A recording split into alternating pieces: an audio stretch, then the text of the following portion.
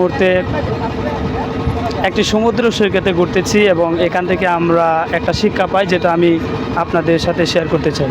সমুদ্র থেকে আমি একটি শিক্ষা পেয়েছি, যেটা আমি আপনাদের সম্মুখে শেয়ার করতে যাচ্ছি। সেটা হলো এই যে আপনারা সমুদ্রটা দেখতেছেন, এই সমুদ্রটা মাঝখানে যতটা তার তরঙ্গ আছে, যতটা ঢেউ আছে, এর পাশে কিন্তু এতটা ঢেউ নেই। কারণ প্রত্যেকটা জিনিসের একটা মৌলিক শক্তি থাকে, মাঝখানে যে জিনিসটা এটা শক্তি থাকে বেশি। ঠিক তেমনইভাবে আমাদের জীবনে কয়েকটা ধাপ থাকে। একটা শৈশবকাল, ছোটোকাল, তখন আমাদের ওই রকম শক্তি সামর্থ্য থাকে না। আর একটা বৃদ্ধকাল, ওই সময় আমাদের শক্তি সামর্থ্য থাকে না।